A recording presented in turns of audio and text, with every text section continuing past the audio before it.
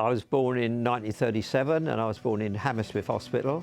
And so my early memories about 3 years later when the war started, it was a childhood of just running around, going down the air raid shelters while we were being bombed. And early days were quite scary for a youngster. Schools didn't really exist, they were closed down because of the bombing. So we spent a lot of time down air raid shelters and things like that. So my early memories really, although they're a bit vague, was sort of just trying to survive, you know. And I had two brothers, I was the youngest. So my early days were in London were pretty poor, you know. It was a matter of trying to survive, and we got bombed out of different places 3 or 4 times. And when it got so bad, my father decided to move us to Hounslow to try and get away from the bombings. And then for a little while, then it started bombing in Hounslow, so then me and my brothers were shifted off to Devon to get away from the bombings, and I suppose I lived there for a few years in Devon until 1945, where the war was coming to an end. So yeah, then those days were quite pleasant when I was a youngster in Devon, because it was all sort of down by the seaside, ice creams for little kids and that, you know. But of course, I was always thinking of my dad, who was left behind. He used to be an engineer. He used to work making the Spitfires that were needed for, you know, fighter planes. And it was being away from Dad for a long time. When we come back, it was good to be united with my dad. And my mum was in Devon with us, so I had my mum with me all the time. But yeah, life was difficult. Not how it is today. You've got supermarkets, foods and all that. In those days, food was rationing. We were allowed maybe 2 or 3 rations of bacon a week. There was no eggs, it was all egg powder. If you wanted potatoes, it was potato powder. Everything was very scarce. In those days, it was just the corner shop, where the corner shop sold everything. And so basically it was a matter of just going to the one shop every day, filling up your bags with maybe a few carrots and bits and pieces. And yeah, so things were very scarce. But then they started up the school, so then I was starting to get a bit of education. I missed a lot of education, so I left school when I was 15 with no qualifications whatsoever. Quite a hard first 15 years, I would say. But my dad always used to say to us, you know, life is what it is. You have to fight for things that you need. You have to go for what you want to be, go for what you want to do, and try and always do your best of what you're ever given to do. I mean, my first job, my dad arranged for me to have a job in the stockbrokers in London, so I was like a fish out of water. I knew nothing about finance, so I went to the stockbrokers, but the lovely people, they took me under their wing. They knew that I was fresh and didn't know very much, and they taught me how to make money, they taught me how to invest money. Until I was 18, I was working in London and getting to know London. I got to know all London, all the banks and that, you know, so, and learned how to make a few investments. And then of course, in the 50s, when you got to 18, you had to do national service. You had to go in the army for 2 years. So I got called up when I was 18. I had to leave London, and then I ended up in Aldershot. I had a few months training, and then one night I got called up to put all our gear on. They armed us to the teeth. We got on the troop ship down in Liverpool, and we were shifted off to the Suez Canal, where Nasser, I don't know if you people remember Nasser, but he bombed the Suez Canal. So instead of going round to Australia the short way, he closed the canal off. So he bombed it, so it made it very awkward. So I was in the REME then, the Royal Electrical Engineers, so we were like a recovery section. So we were sent over there by ship to any vehicles that got bombed and that we had to go and recover them. So even the first year in the army was quite hard, you know. And but anyway, I ended up in Cyprus on active service in Cyprus. I lived in a tent for 1.5 years in Cyprus. I was on active service there at the bottom of Troodos Mountains. In those days, we sort of ruled Cyprus, and so There was a lot of, the terrorists didn't like us. They were, every time we went out of camp, they tried to blow us up. They used to throw bombs in the back of our vehicles and all that. So, yeah, so it was quite a scary year and a half out in Cyprus. And yeah, but eventually when I come home, from then on, I went back to the stockbrokers where I used to work, and they welcomed me back. And to my surprise, that's where my young lady first appeared. Getting back to World War II, why the food was very scarce is because Hitler decided to try and starve the UK. So he sent U-boats to sink all the food ships that were coming to England, and he just sunk many of the ships, so we were very, very short of food. That's when the farms come in, where we try to farm our own food to keep alive, you know, and as I say, there was no shops. Food was rationed because of lack of it. Life was pretty hard in those days, you know. My favourite treat when I was a youngster was, it was like a liquid spit of wood, and used to suck on that, and that was our sweets. No chocolate bars or anything in those days. No fizzy drinks, you know, no coffee, no tea. Very basic living foods, you know, to stay alive. And it was very, very difficult for my parents to bring up 3 boys, you know. We used to, as soon as the air raid, we had a terrific noise of a night that when the sirens went off, and that was a warning to leave your house. And we all used to go down to the underground to get away from the bombing.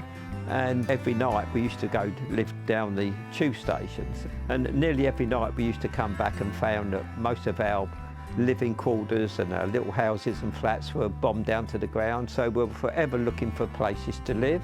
That's how I come to live in Hounslow in Heston, because it was just to get away from the bombing in London. It was unbelievably hard for my parents to bring a family up in London in those days. I remember that my dad he was an engineer, and he used to help make Spitfires, which I didn't know a lot about in those days, and I realised these Spitfires were made to fight the German bombers that come over. And just across the road where I live now was Heston Aerodrome, and that's where they used to teach the pilots to fly these Spitfires. And when I was a kid, I used to stand here in front of my house, and I used to see the Spitfires take off, and up in the sky with the searchlights looking for the German bombers, and then you'd see our Spitfires come in. And so you saw dogfights up in the skies when I was a kid, and it seemed exciting at the time, but it was a bit nerve-wracking, you know, especially if the bombers got through and they dropped a few bombs. The old period of from when I was born right up to, say, 1946, 47 was a bit scary. The very first day I started back at the stockbrokers, I was working in the basement, where basically I used to do a lot of work for the stockbrokers. In those days, you didn't clock in, you just signed a book what time you arrived. And I saw this young lady turn up, and she looked at me and I looked at her, and I thought, yeah. She was very friendly, and she looked across to me and she said, "Oh, where have you come from? You wasn't here yesterday." And I said, "No, I used to work here, and I've just been demobbed from the army, and I've started back here." And I said, "And what about you?" She said, "Well, this is my first job. I've just left school." And I said, "Oh," so she said, "I'm Maureen." And I said, "I'm Terry." So that's where the romance started. She was very attractive, and I was soon chatting her up and taking her out London, you know, and after work we ended up in Leicester Square, Piccadilly, and going for coffees and things like that. And eventually I married the young lady. She had a lovely family. I got on well with her family, and so life really opened up for me then once I met Maureen. You know, my life became pretty happy. Afterwards come my 2 daughters, Tina and Debbie. I've had quite a good life up to then. I was always very keen on running and sport, and I knew quite a bit about sport. When I was in the army, I used to coach the running there, and rugby and football. I quite got experiences in sport, so I decided to become a coach, athletic coach. And in those days there was a lot of kids getting on the streets, breaking into cars and all that, and I thought, well, if I become an athletic coach, why don't I grab a few of these youngsters and try and talk them into doing something worthwhile, which was becoming runners, maybe running for England, and living a lot better life. And lucky enough, I had 2 or 3 people who were quite little villains at the time, and they decided that, yeah, maybe I could teach them something. And so I brought them into my athletic group, which was based over at Hayes at the time. I used to coach at Hounslow and Hayes and Hillingdon. And these three boys I took off the streets. They, instead of being the crazy guys they were at the time, they ended up really good athletes. They trained like mad, they were very dedicated, and eventually all three of them ran for England. In fact, one of them fell in love with one of my girl athletes, and I even went to their wedding. So, yeah, and they're still in touch with me today. In fact, they're coming to see me this weekend, and they've got a little girl of their own now who they are coaching to be looking like their daughter's going to be a good runner. And so, yeah, so they're coming to see me this Saturday, actually. When I coached Maria and Stephen, I think they were like 15, 16, and you won't believe it, but they're coming there and she's celebrating her 50th birthday. 2 or 3 of my athletes still keep in touch with me. They're all happily married now and living really good lives, you know. So I used to do a bit of running myself. I've run a few half marathons when I was 50 and one thing and another, you know. So I've kept myself quite fit. I coached for, it turned out to be about 30 years. The last athlete I had was the Middlesex champion and 800 metres, and I was 75 then when I retired. But I still worked till I was 75. And in between times, I got cancer and I was in hospital and I used to have treatment for cancer. But I still used to have my treatment, come home, and I still used to see my athletes. I still went to work. I pretended that I never had cancer, and eventually I won it over and I got rid of it. And that's when I met Taz. I remember seeing you, Taz, the day I got a letter from the hospital saying they no longer wanted to see me, that I was clear of cancer. And so this last 10 years I've been clear of it, and unfortunately I've got it back. I decided to start coaching athletes because I thought there wasn't enough going on sports-wise in the areas, and I'd always done sport myself and I was very keen on all sorts of sports, especially running. I joined the Hounslow Athletic Club. My daughter got into Debbie, she was only a youngster then, 11, 12, and she decided that I'd come down with you. I soon realised that she had great potential herself. And eventually Debbie became like Middlesex Junior 800 metre champion, and she won, I think she had 28 races and only got beaten once in 800 metre races. So I built a good reputation with young girls. I was having parents come up to me and say, oh, you know, would you look at my daughter? Do you think she's got any potential?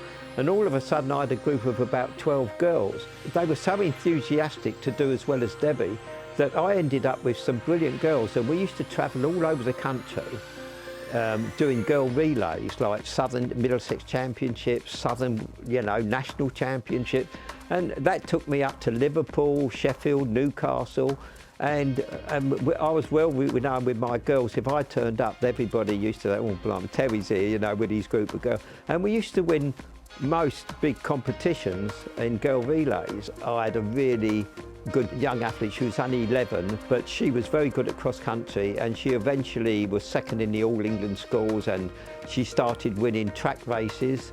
And then she had a brother, a young brother, who also wanted to be a runner. And I said, well, I don't coach boys. And so her dad said, well, why not? She said, you know, your girls do well, why not take on the young boys? So I thought, well, yeah, why not? So then that's how I started having girls and boys.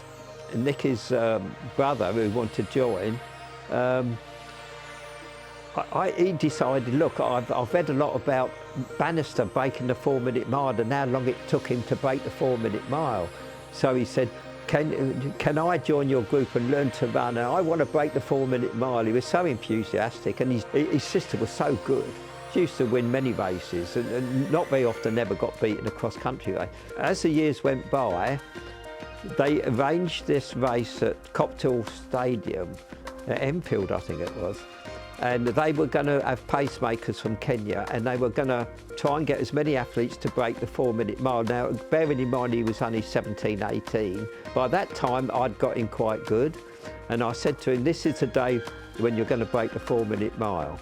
So all my family turned up as his supporters, and we was all cheering him up. Anyway, I was so proud he broke the 4-minute mile. And when I think back to the 50s, when Bannister and Landy in Australia, they were all trying to break the 4-minute mile, he done it at his first attempt. And I was so proud of him and myself. And he's still in Hillingdon Athletic Club now. There's still a big picture of him breaking the 4-minute mile. And he's the only one in Hillingdon who's ever done it. So, yeah, so proud of him. He still keeps in touch now. He's married now with children of his own. They all play football, these boys, I think. Great memories of, and of course, his success. I was soon, oh, can you take my son in? Can you take my son in? So I had a group in the finish of about, 20 athletes. And it was really hard work, you know.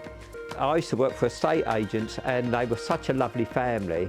But they used to say, Terry, you just come in and out of the place when you like, spend your time with your athletes, and just come and you can do the accounts for us and all that. So I was happy coaching, I was happy with the company who said I could come and go as I wanted.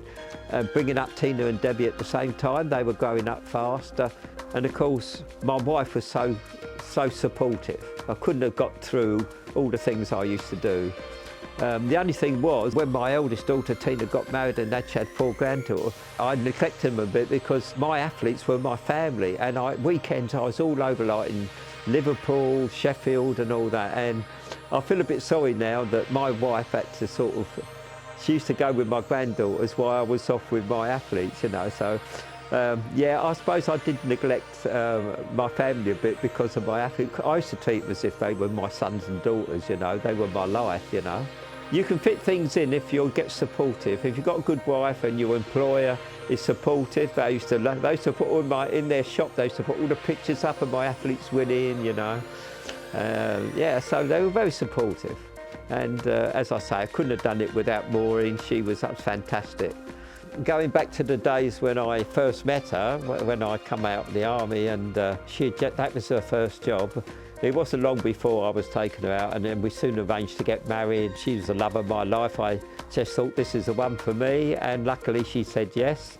We had a lovely life together. We had Tina and Debbie, the most perfect daughters you could have. They're so supportive and everything. They were good kids, and they were really good, and it was just lovely to have Maureen and Tina and Debbie, and you know, 4 of us used to go on holidays and to Cornwall, Devon, and you know, travel all lovely places. Weekends we'd be down at Runnymede, Virginia Waters, and you know, sightseeing, go to London, go to pantomimes, take them to pantomimes, you know.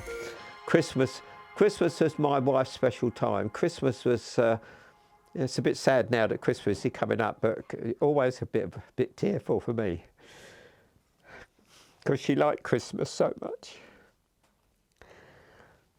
Yeah. So Christmas without, it's been hard. Maureen had many interests as well. She was very good at dressmaking. She was very good at making the Tina and Debbie's clothes. She was always involved. She loved her work as well. She always worked, and she worked till she was 72. She loved her job. She loved going to work. The comradeship she had at work. She loved home life, but she also loved BMW, so I always had to keep her in BMWs because that was her favourite car. She always felt safe in a BMW. And when my Tina had she had 4 daughters, so I got 4 granddaughters, so Maureen absolutely doted on them. So she was always taking them out weekends, putting them out to do makeup. She loved dressing them up, taking them shopping. And yeah, that's another thing my wife does. She liked the credit card. She liked spending money weekends. It was her favourite thing to go shopping weekends. Debbie used to love going out with her every Saturday, which Debbie really misses her now, of course. But yeah, she was full of fun. Everybody knew her in Heston. They all know her for a big smile. If anybody needed any help, she was the first one to help. Do you need any help? Do you need me to cook you a meal? She was good with all my athletes. She was such a lovely, kind person, and so were her parents. I couldn't have had better in-laws. They were so lovely, and Maureen was such a lovely person. Everybody fell in love with Maureen, and you know, unfortunately, you know, eventually she got cancer, and it all happened so quick. The sad thing was that She was so strong while she was having her chemo, and she used to go to hospital every day for it, and eventually she won through with the cancer, and she was cleared. And we were celebrating, and 3 weeks later, she just didn't feel well. And we got an ambulance and they took her into hospital, and this is the worst time of my life. They took her into West Mid Hospital, and although she'd got over cancer, they sent her to Hammersmith Hospital. And when I got to Hammersmith, I said, "Why is she here?" And they said, "Well, your wife's got leukemia, acute leukemia, and she won't be here by the weekend." So of course, I was on the floor. There she was, with 2 or 3 days left of her life. All my granddaughters turned up. There she was with my 4 granddaughters, laughing and joking with them, as if nothing was wrong with her. I don't know if she really knew what was happening, to be honest, but she was singing songs with them in there, and you know. And on the Saturday, when she passed away, all my family were around her bed. But sadly, she passed away. But it all happened so quickly. She was here Tuesday, and by the weekend she was gone.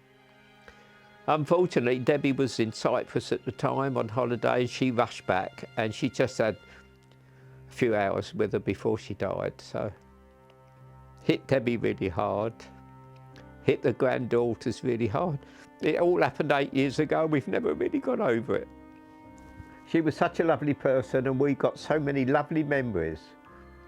She was, everybody, I can't remember, when I went to the funeral, there was 200 or 300 people there. People who knew her that I'd never met, you know. She was so popular with everybody. And of course, it's been a pretty hard 8 years, but a year after she passed away, Taz and Heston Big Local and Debbie was on the committee. They started this community centre. I become part of it. I become a volunteer, and I used to support them in all they do.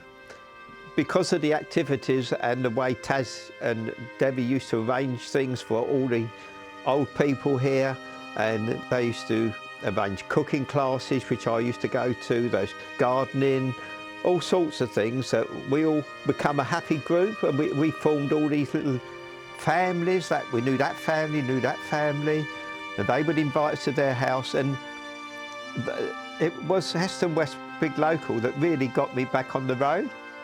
When Maureen died, I basically just wanted to sit here and fade away. I didn't want to. I always thought my wife was such a strong, happy-go-lucky person, and she was younger than me, and naturally I always thought I'd go long before her. So when she died so suddenly, it was such a big shock to me. Cooking classes were absolutely brilliant. While we'd done those cookery classes down there on a Saturday morning, it became more than that. The youngsters used to turn up and enjoy in the cooking, didn't they? Kaylish, who lives up the road now, and Kaylish, from the very first day I met her at art classes, she's been my friend, and her daughter Ruby.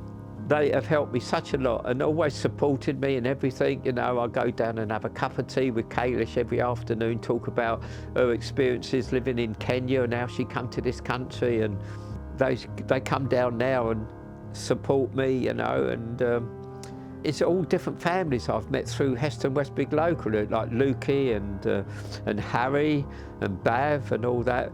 And they still get in touch with me now and say, look, we're having a little party the weekend, can you come over, you know, and we'd like to see you, you know. And all those families, although they've moved away, they're still coming to see me. I think I've had about 100 people come here, the dog walkers I've met, because part of my life was when Maureen died was I decided to buy a puppy, and I bought Lala, my little beagle. And Debbie said to me, you're not going to buy that puppy, Dad, because you can't even look after yourself, let alone the dog. And I said, well, I'm going to buy this little puppy, and because, anyway, Debbie loves Lala, and as soon as I bought the puppy, she helped me so much with Lala, and now she's part of the family, and everybody in the area likes Lala. She's the mascot of Heston West Big Local, isn't she? She goes around picking up all the bottles and chasing when we have clearing up days. Lala's been a big part of my life, but the main part of my life few years with Heston is the friendships have never faded. All those people I've met, it's like a love relationship. We've always stuck together. When things have gone wrong with their families, you know, we've all helped each other out. And now I've got this cancer again, you know, but so helpful, so supportive that you just want to keep going, you want to survive because the people around you make life worthwhile. It's always been a friendly place to live, but because of Heston West, and we've laid on so many things, everybody knows each other now, and it's made such a difference to the area, you know. I don't think you realise, Taz, what good you've done. I know now it's becoming a charity and Heston West will not exist, but in my heart it will always be Heston West. It's been part of my life and it will be right to the end.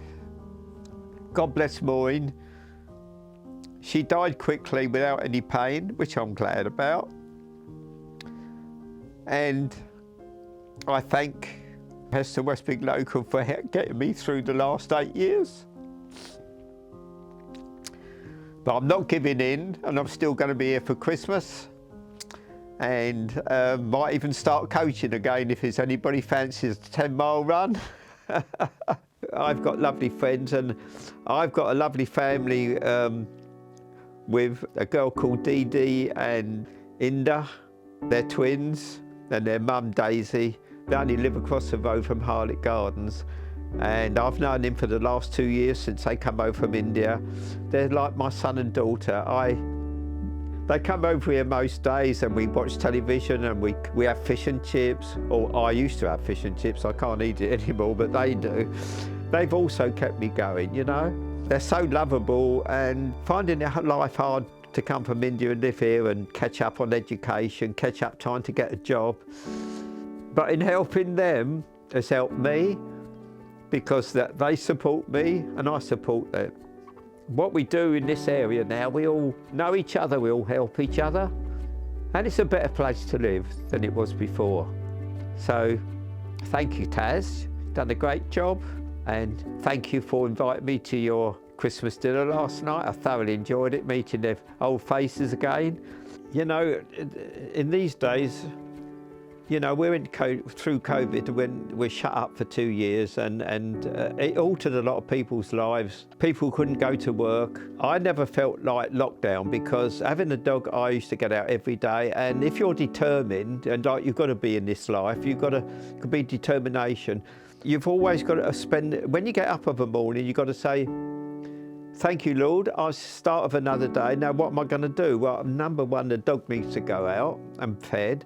Right, and you're going to meet dog walkers over there, and I've got so many friends that I meet over there since having Lala. That's given me another group of people. I've got friends, and since I got ill, they've come here with their dogs. I had dogs running through here the other day.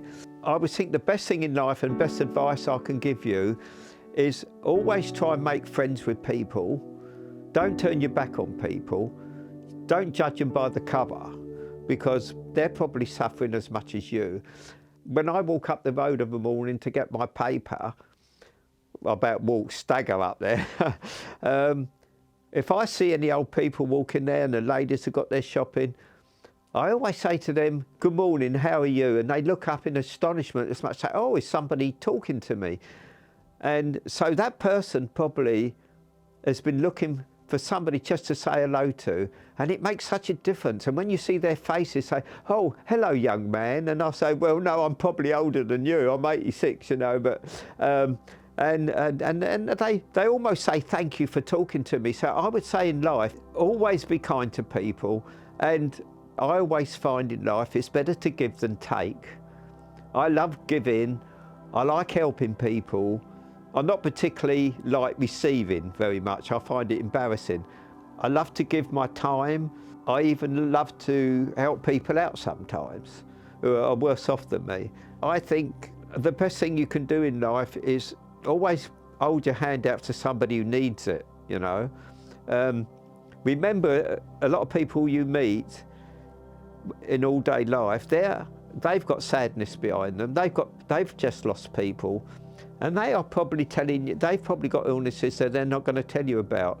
Just be so kind to everybody you meet. If they need a helping hand, if you can, give them a helping hand. Give them your experiences of your life, the way you've had to fight through the war, you've had to fight through doing your national service, you've had to fight to hold a job down, you've had to fight for your athletes, you've had to stand and arguments when people wanted to close down athletic tracks and you want it for your athletes, and I've had to go to meetings and fight the government. Please do not close this down. The children need these leisure centres. Please don't turn your back on youngsters. They need help, they need exercise. It's not all about schoolwork, it's sometimes fitness. A healthy body is worth a lot. I've noticed these days, a lot of children are not disciplined, they're rude. I'm not saying they're all rude, but there's a lot of children these days who have got no manners.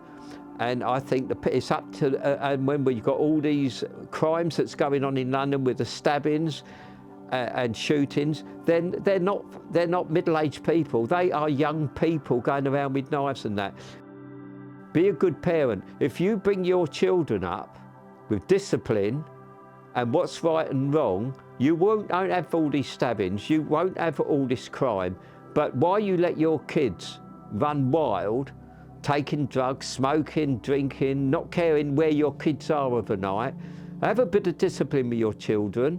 And rather turn your back on them and let them do as they like, make sure they get good schooling, make sure they get good grades, because the way they're going to get jobs these days, you've got to be well educated, go to college, go to university, do the right things, and it will do away with all this crime. Don't let your children run wild. All the athletes that I took in off the streets, they are all happily married now and are lovely people to meet. And that's all because I took them off the streets when they were doing wrong. Just discipline your children to grow up to be good citizens. Join our local community, be a volunteer. Instead of messing around with breaking into cars, do some good. Go and see Taz, go to boxing lessons, go to the cooking classes, go to the gardening lessons. Learn how to look after yourself, educate yourself. Trouble in this world is that we're letting things go too far. So everybody I've been involved with, I've tried to help.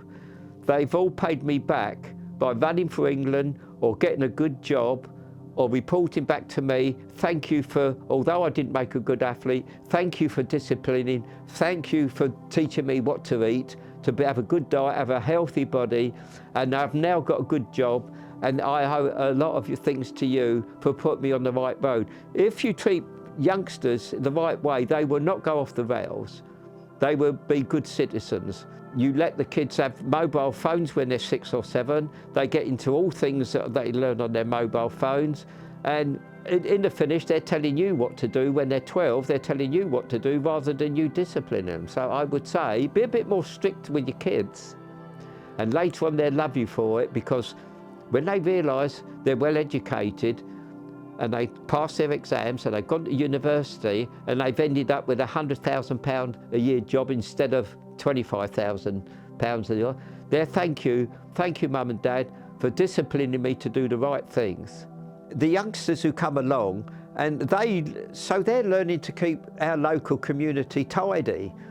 And we go all the way round and people say, well, what are they doing? And I said, well, they're doing what you don't do. You just chuck your rubbish from your house out onto there. And I said, these kids are clearing up after you. I said, it teaches the community to look after their own properties and rubbish, you know. And I said, you know, what's united me so much is being a volunteer to go round with those kids and see and picking up, you will not believe about 40 or 50 bags of rubbish end up to be picked up by the local council.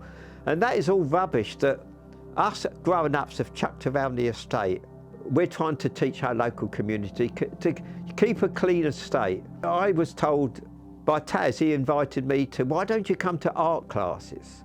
And this is where I first met Ruby and Kalish. They're very keen on art, and they were there the first day I went there.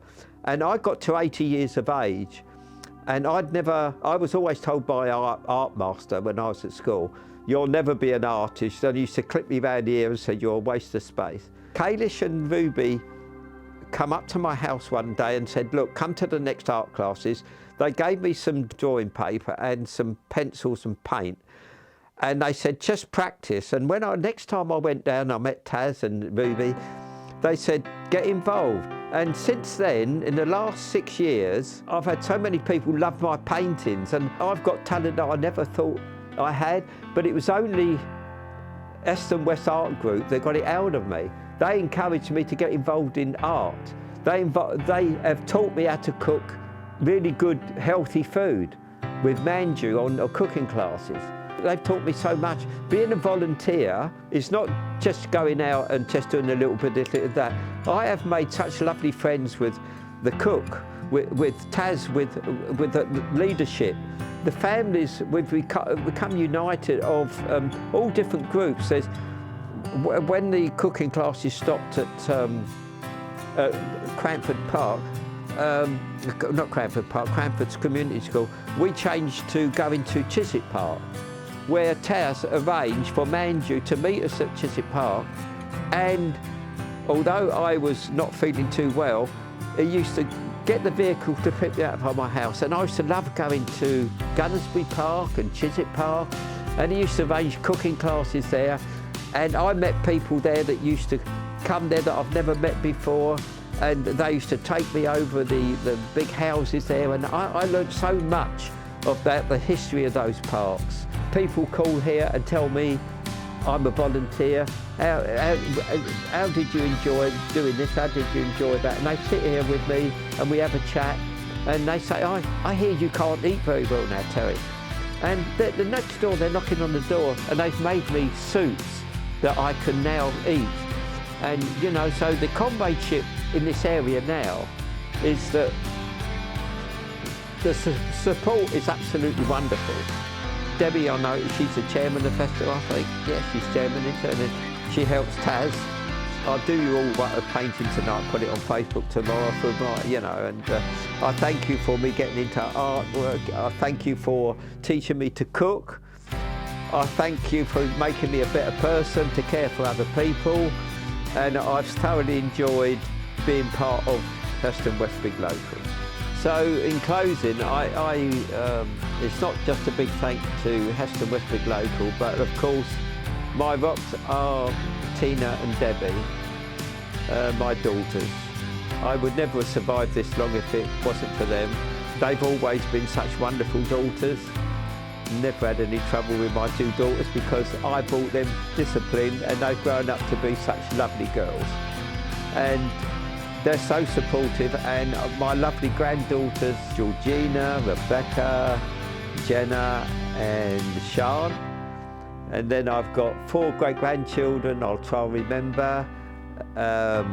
Frankie, Oliver, there's Mia, Emily, Max, Harrison and Harley. They are, so I've mentioned all my youngsters, and they're from 6 months old to 11 years old. And also I've got the interest of my great-grand, because 2 of them, the 11-year-old and the 8-year-old, they both are good enough to play for QPR youngsters, up-and-coming youngsters. In fact, one of them has signed a contract for playing for QPR, and so I'm very proud. I've got a big interest in watching my great-grandchildren grow up. My 4 granddaughters, they've all come over and give me support. But it all boils down really, at the end of the day, that my rock is Tina and Debbie, and if it weren't for them, I don't think I'd be making this film. God bless you, the pair of you, and thank God that I've got you both. They're my rock, they're my everything, and thank God, Maureen, that we produced such lovely daughters. And I thank you, Maureen, for giving me 2 lovely daughters, and thank you for 53 years of loving marriage. And I just recommend that if you get married, be faithful to each other, bring your children up to be kind souls. If they turn out to have the family life that I had, it will all be worthwhile. So God bless you all, and have a good Christmas and a happy New Year.